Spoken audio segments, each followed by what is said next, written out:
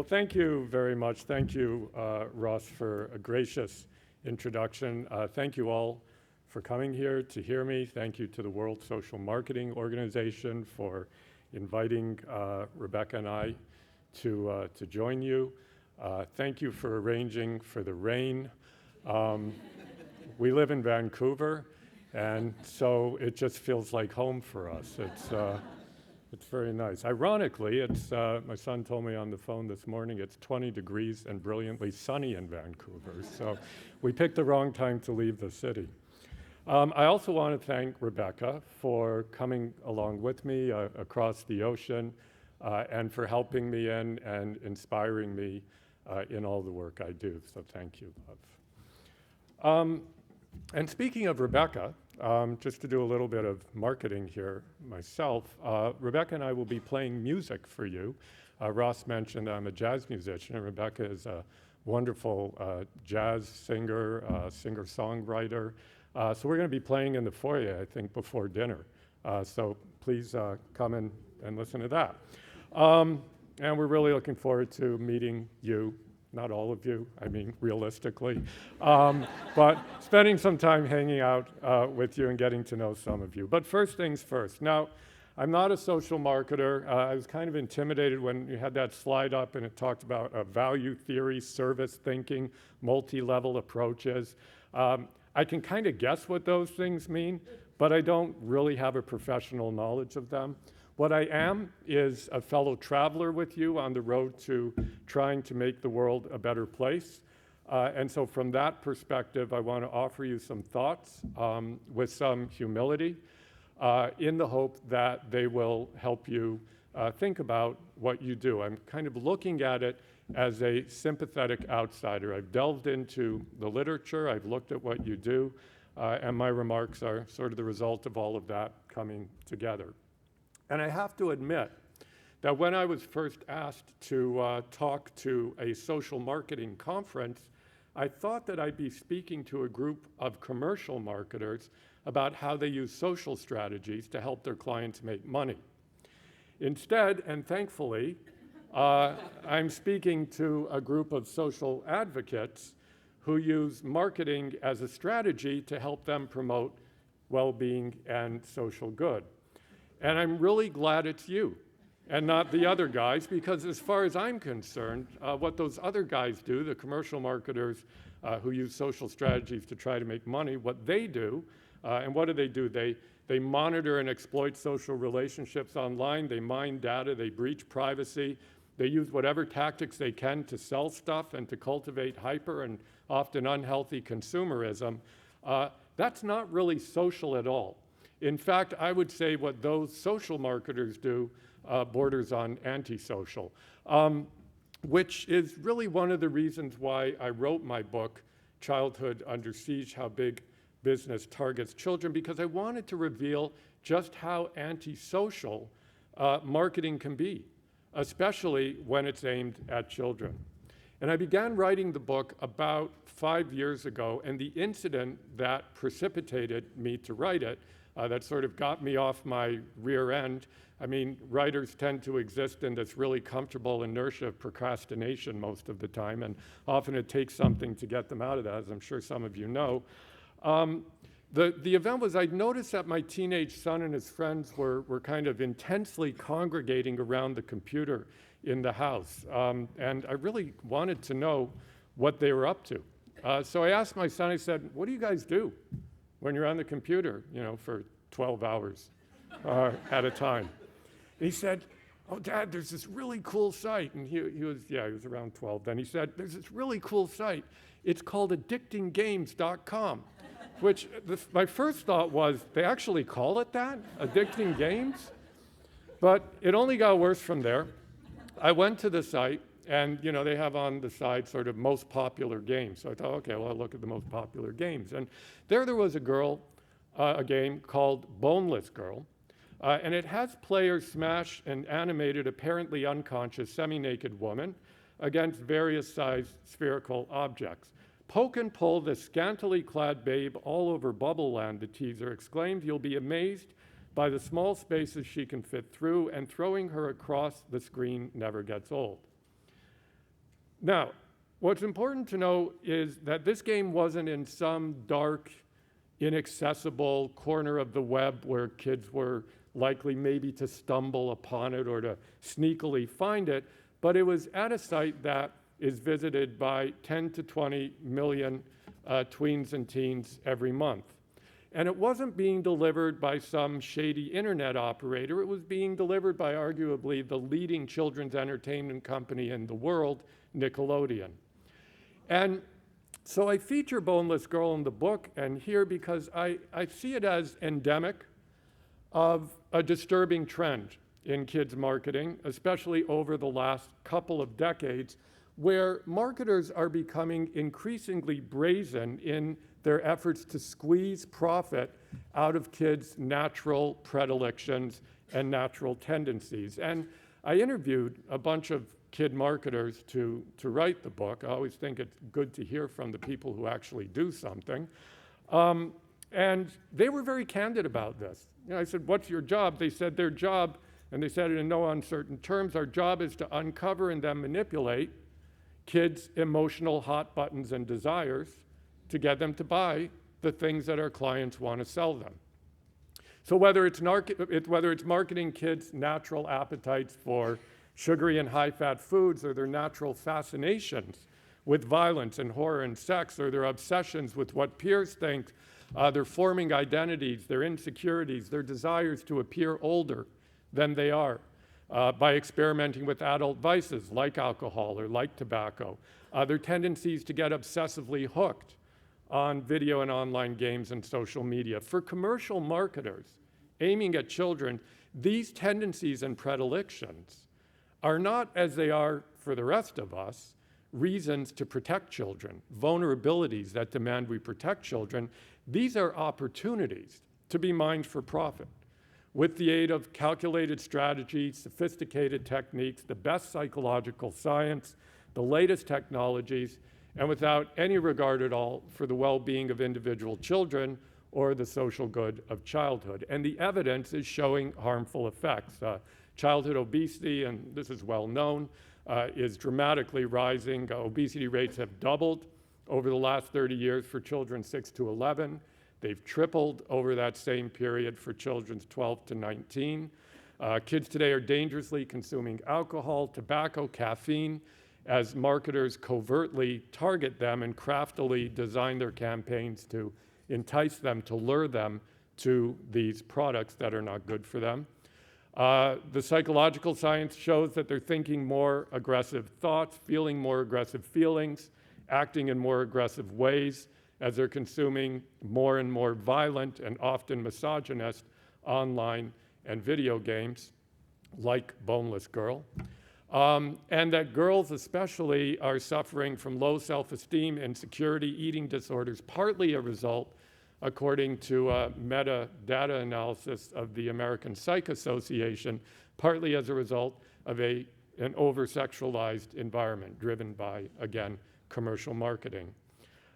So even James McNeill, who some of you may have heard of, James McNeill is kind of the leading guru and the first inventor of kid marketing. He was the guy who back in the 1950s realized that targeting kids as a unique audience, especially now that television was online and you could do this, targeting kids would be a very lucrative thing to do. And even he told me, I caught up with him, he's in his mid-70s now, and I interviewed him, and he said, you know, today's marketing is injurious to children and their parents. He said, bad things, and I'm quoting from him, bad things, bad values, bad ideas are sold to kids as fun.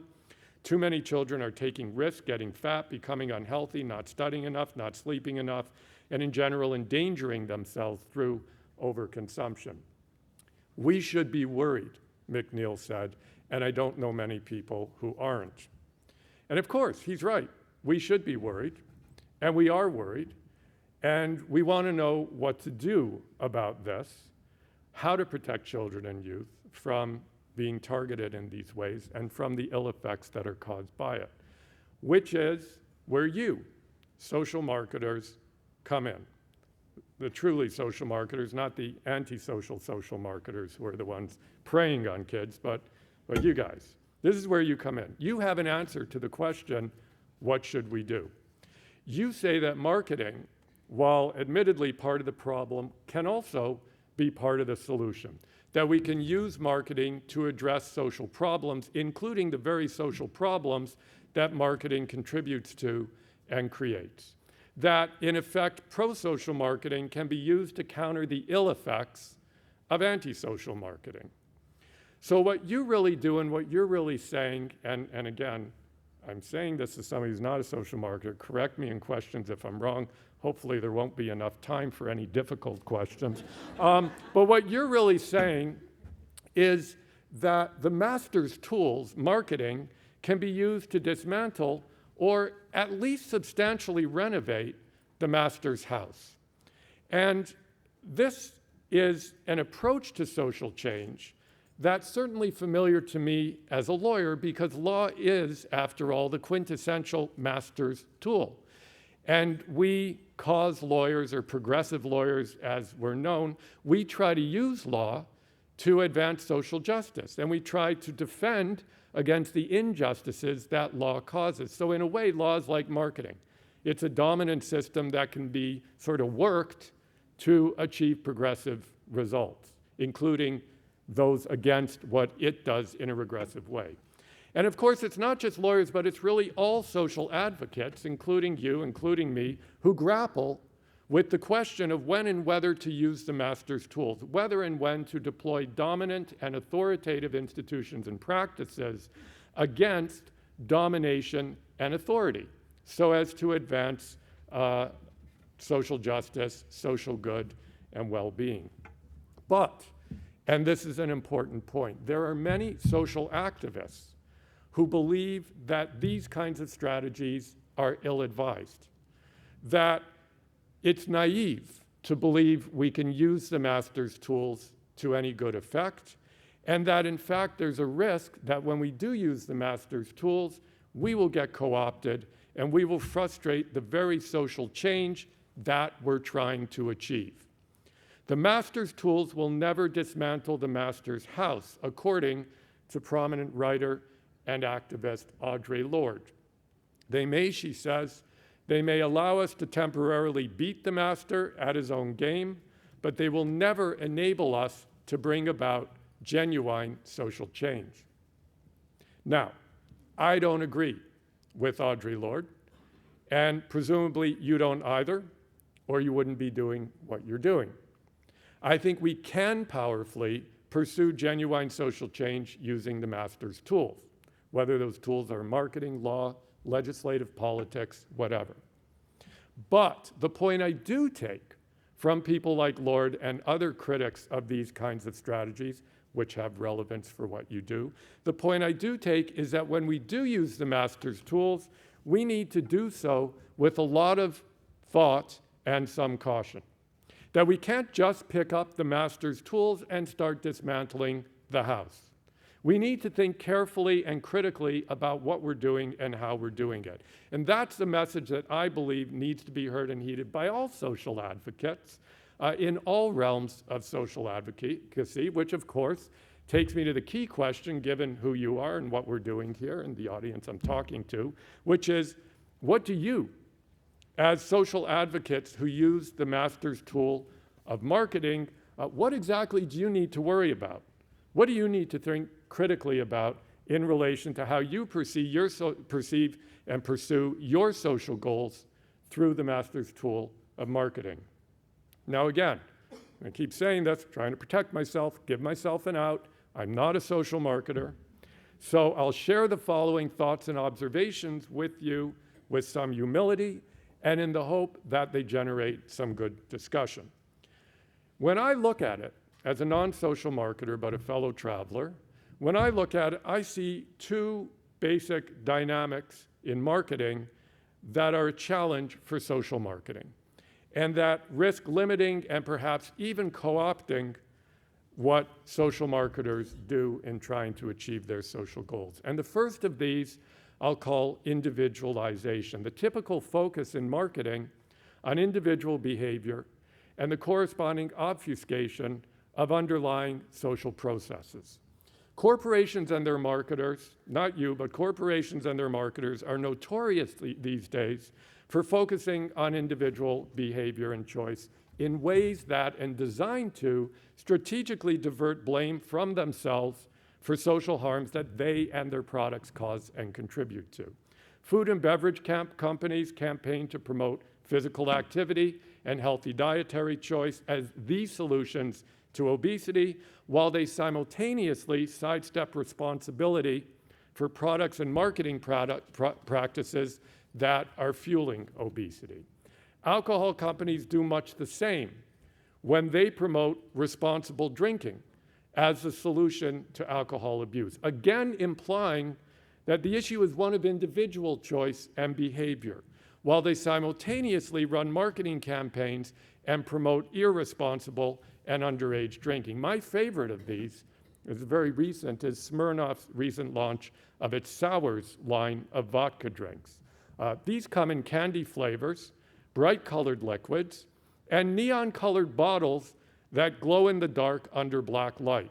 Now, I don't think, I'm venturing to guess, none of these features are really that appealing to anybody over the age of 30 who doesn't attend raves. But they are certainly enticing to teens and tweens. However, no need to worry. The company, probably realizing that it might catch some flack on the underage drinking issue for its candy-colored drinks and candy-flavored drink, the company has promised to, quote, promote social responsibility with the launch of Smirnoff Sours by communicating to consumers about responsible drinking on all social channels, as well as in sampling activities in bars across the country. Sampling activities in bars across the country. I was trying to imagine how this would work. I had some trouble figuring out how you communicate about responsible drinking by giving away free samples of an alcoholic product. But I guess it goes something like this. You're at a bar, and the bartender comes up to you with a shooter of this drink, candy-flavored drink, and says, if you're willing to listen to a lecture about responsible drinking, you can have this shooter for free.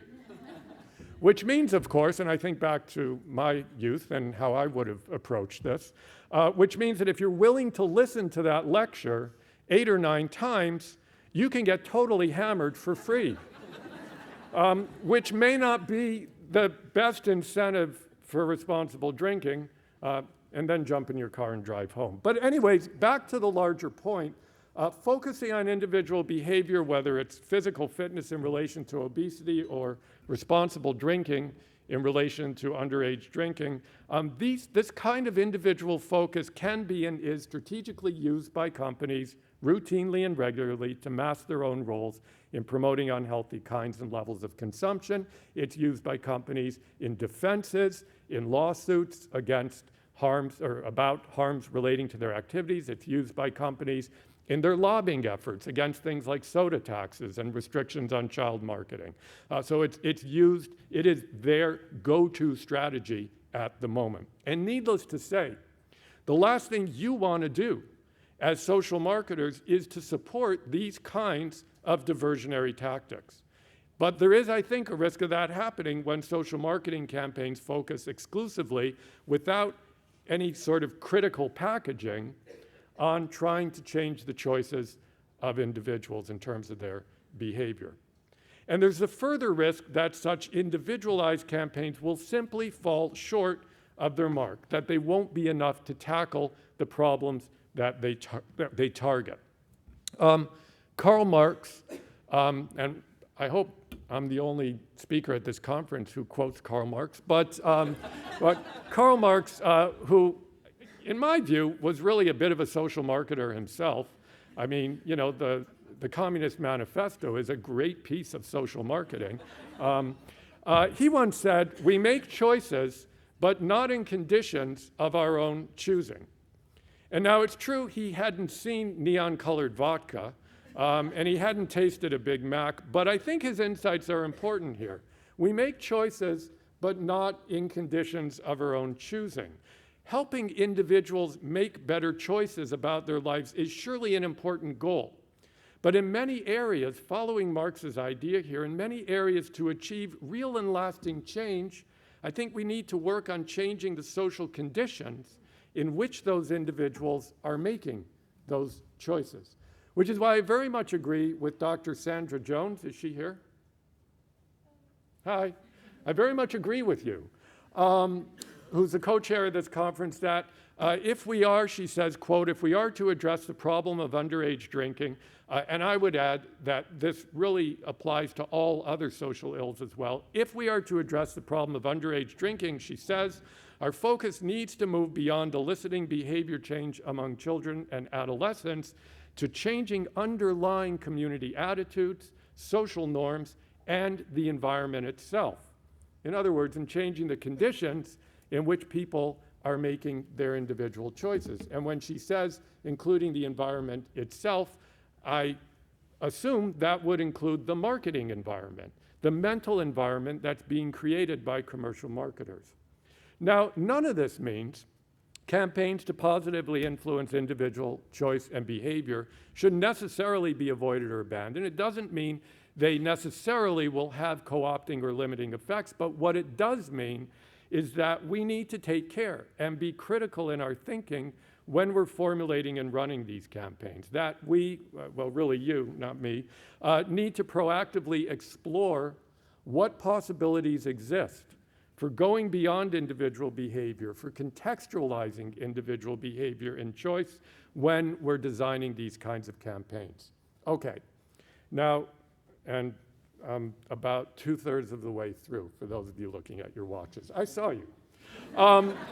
So I said a few moments ago that there are two dynamics in marketing that need to be addressed by social marketers. The first, individualization, I've just discussed, and I'm done with for now. The second is what I'll call issue shaping, namely the way that social issues are presented by mainstream marketers in ways designed to promote the interests of their typical clients, for-profit companies. Now, as social marketers, you say your stated goal is to promote human well-being and social good, and that's great. I'm all over that. The problem is, though, that most corporations will say they have the same goal. That's their goal, too. That's why they do what they do. Coke is about open happiness and teaching the world to sing. Apple, quote, the power to be your best. DuPont, the miracles of science. And as for beer, we talked about vodka. As for beer, and I'm in Australia, as for beer, be yourself and make it a bud.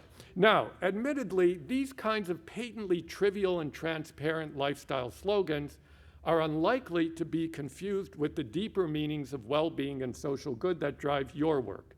And in the end, it's not really these kinds of slogan campaigns that I'm concerned about. The real problem, as I see it, is when companies leverage serious social problems and appeal to real, genuine, deep conceptions of well-being and social good, while at the same time subtly tailoring those issues and conceptions of them in ways that are designed primarily to help them sell products and to create favorable images of themselves for consumers and for regulators. When companies do these things, they often end up occupying the same ground that you occupy and targeting the same issues that you target. And what I would say is it's key here to ensure that your messages about those issues stay true to your more publicly minded conceptions of well-being and social good, and that they don't get absorbed or unduly influenced by corporate conceptions that are designed primarily to advance for-profit corporate interests. So let me take an example for you, and I'm going to put two on the table and then I'll be done. The first one is youth mental health, a huge issue that I'm sure some of you are involved with. Over the last few decades, pharmaceutical companies have been promoting the idea through marketing campaigns, sponsorship of research, education, and advocacy. They've been promoting the idea that mental health problems are rife among youth and that treatment, mainly with medicines that they produce, is essential. In 1980, before these campaigns began, it was rare for a child to be medicated for a psychiatric disorder. Today, it's common and unremarkable. Tens of millions of children globally are medicated, some as young as 2 years old. I've even heard stories of infants being prescribed powerful and potentially dangerous cocktails of psychotropic drugs for disorders that didn't even exist 30 years ago, like pediatric bipolar disorder, something that was invented within the last 10 years. A recent report in the Archives of General Psychiatry note that since 1993, the rate of prescribing psychotropic drugs to children has increased 8-fold in the US, prescribing to teens 5-fold, prescribing to adults 2-fold. So there's a uniquely youth dimension to this problem in terms of the numbers. Many, many physicians and medical researchers are deeply concerned. They blame pharmaceutical companies for fueling a dangerous overdiagnosis and overmedication trend. It's not, they say, it's not that drugs shouldn't be prescribed, but because of pharmaceutical industry marketing tactics, they say, drugs are now being prescribed when perhaps they're not needed, or when harmful side effects outweigh benefits, or when children's difficulties are rooted in problems at home, the neighborhood, at school, poor nutrition, learning disorders, or other areas that drugs don't address, and that need to be addressed by other forms of therapy and policy changes and community support. Now, without doubting that youth mental health is a crucial issue and that it's of the utmost importance that stigma around the issue be removed and that youth be encouraged to seek help when they need it, without doubting any of that, there's still a real problem when pharmaceutical companies leveraging this issue for their own purpose fuel overdiagnosis, overmedication to the point where well-being and social good are jeopardized rather than served. All of which is to say that social marketing campaigns around an issue like this, youth mental health, where corporations are so heavily and self-interestedly involved and have substantial interest for these kinds of issues, we really need to think critically about where well-being and social good truly lie, about what we need to do, and maybe more importantly, what we need not to do to achieve well-being and social good around youth mental health.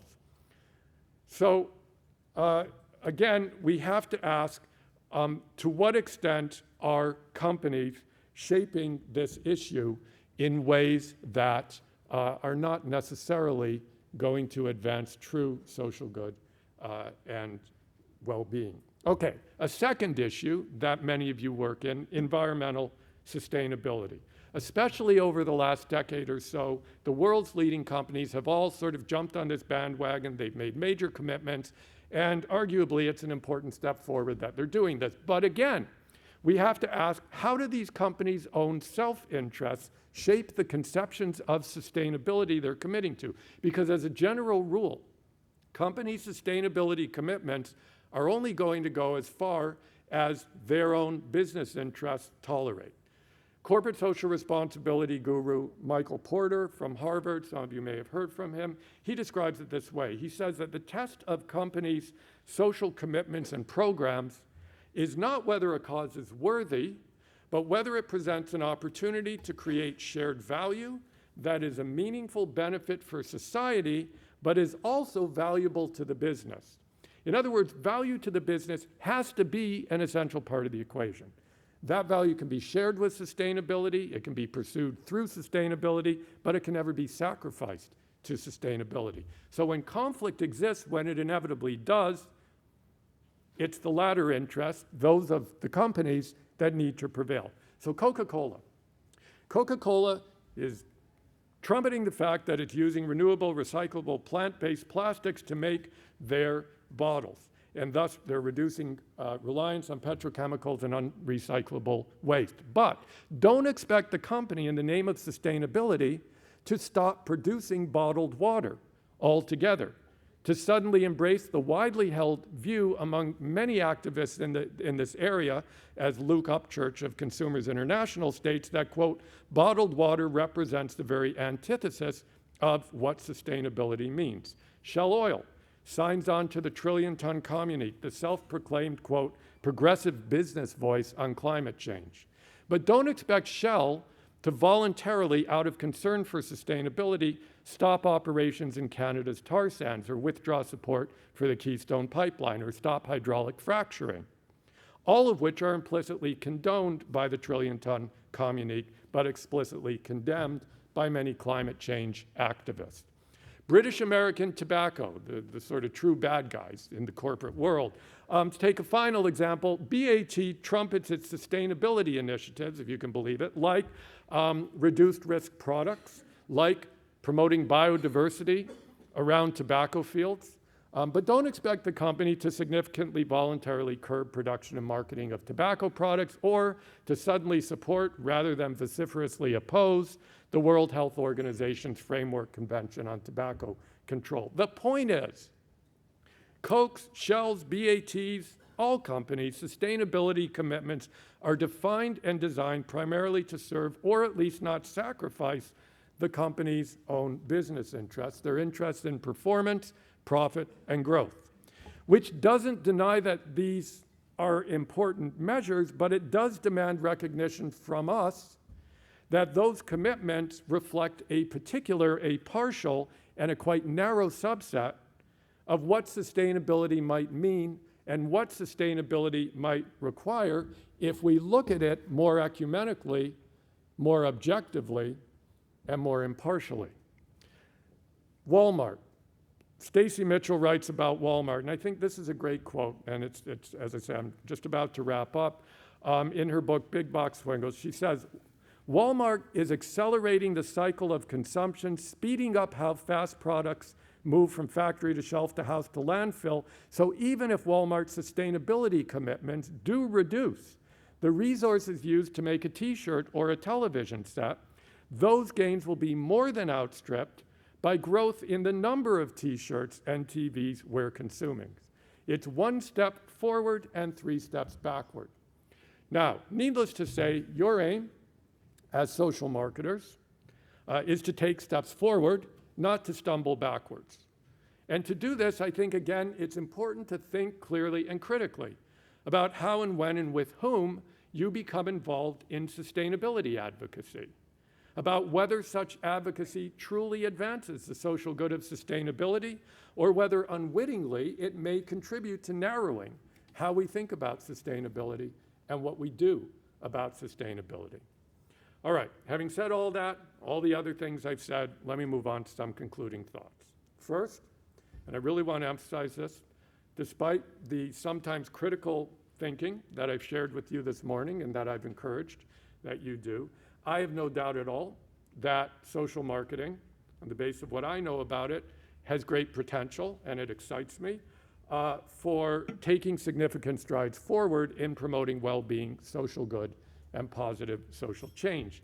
By using the persuasive techniques and communications tools your craft and your profession of marketing do, you can and do work in so many different areas, diverse areas, to promote healthier individual behavior and choice, and therefore to promote well-being and social good in countless and significant ways. And importantly, you're also, it seems, beginning to go beyond that individual focus.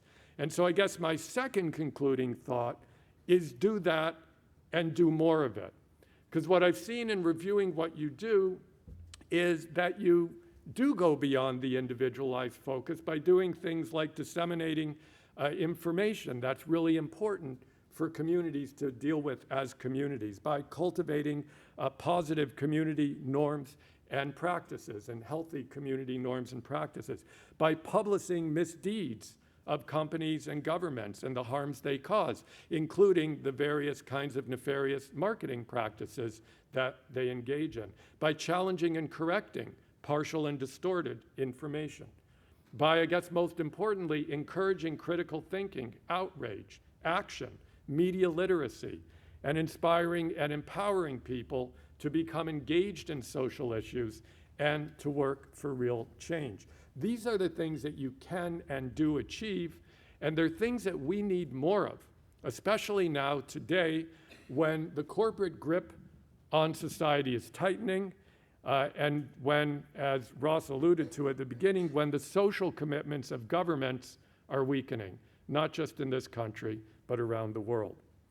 Now, it may be a challenge, as I've said, to know exactly where, when, and how to intervene with social marketing.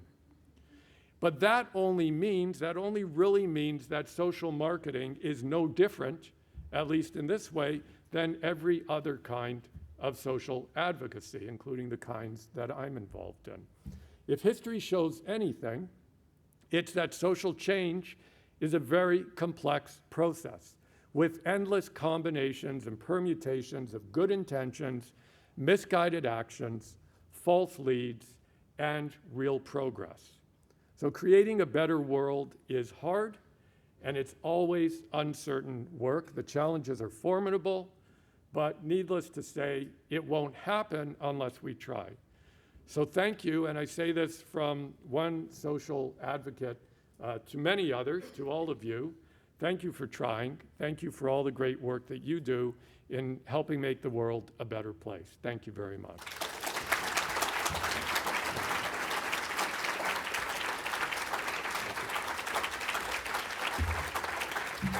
So thanks to Joe for a really thought-inspiring presentation this morning. I think we've got time for a few questions. We've got 5 minutes until Ashfaq's speaking. So if anyone's got any questions in the audience, put your hand up.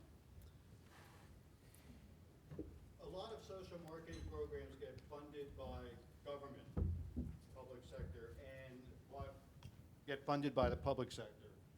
And while I agree with you completely about the need to go beyond the individual, ideas about how that new tension is created when you've got the public sector and the private sector and the social marketers trying to sort out how we move forward and not backward. Yeah, a lot of what I do gets funded by the public sector too. And what I've noticed, especially over the last decade or so, is that a lot of the conceptions of social good, of well-being, of public policy that are coming out of the public sector are being shaped often by significant influence by the private sector. And so there's a loop that's happening that suggests that even if the funder is the public sector, I still think we can't assume that the particular profile of social good that the public sector is delivering is necessarily one that we shouldn't think critically about. And that's, I think, part of the story, especially of the last decade, is the highly significant way in which corporate thinking, I'll use the word hegemony for lack of a better word, is overtaking the public sector. And I see it certainly in my own domain of working in a university. You can see it in almost any profession you look at, law, accounting, journalism, all of these kind of publicly oriented professions. You can see it in public schooling, where all of a sudden the purpose of public schooling isn't to teach children to be good citizens by being critical thinkers, but it's to teach them, to train them to be workers in the global economy. So I think part of our story is the shift even within the public sector towards a private mentality, and then how that works vis-a-vis social marketing, I think is something people need to keep their eyes open about. Thanks. Got time for one more question? Yeah. Often with conservative governments and conservative ideologies, we're encouraged to form public-private partnerships and to work more and more in what are alleged to be common goals. Outside of the private sector, the small private sector that might be called social enterprises, for the rest, are there any examples that you can think of, because I'm fairly pessimistic about working with the mega corporates towards social goals, that you can share with us that might be a more positive message? No. Thank you. And the reason I say that, I'm not suggesting that there aren't companies out there doing good. But in terms of the examples that I provided, for example, when Shell commits to sustainability around climate change, or when Nike commits to this or that, the problem is, and this is the problem that I've been developing in all my work, starting with my book and film, The Corporation, the problem is, and I come at this as a lawyer, the problem isn't that evil people run these companies. They tend to be as good as anybody else, but the problem is the institutional structure, the legal structure of the corporation. The legal structure of the corporation, large publicly traded corporations, is that the directors and managers have a fiduciary duty to put the interests of the shareholders above all other interests, above social interests, environmental interests, whatever. So it's not that they're bad people making these decisions, it's that they work within a particular institutional framework where the furthest they can go in terms of social good is to say, I think this social good can strategically help our shareholders and our bottom line. And they can't go further than that. And so to some extent, corporate social responsibility, I think, is highly misleading, because a corporation can't actually be socially responsible as an end in itself. It can only be socially responsible as a strategic end towards its own private interests. So where that takes me in terms of your question is not that we should be pessimistic and cynical and give up, that we should simply be realistic about what a corporation can and does do, that we should not befall, or that we shouldn't succumb to the pretty images that are on our television and computer screens about social responsibility, and that therefore we should demand of our governments that they act appropriately, that they regulate corporations rather than trusting corporations to self-regulate, that they run public services rather than handing them over to corporations. I think we're living in a time where the greatest danger is a misconception about what corporations are actually capable of, both negatively and positively, an unreality, a kind of behind the looking glass. I'm actually working on a sequel to the corporation book and film to make exactly this point. I feel that I thought I made it, but obviously things only got worse after the film and book, so I figure it's time for another.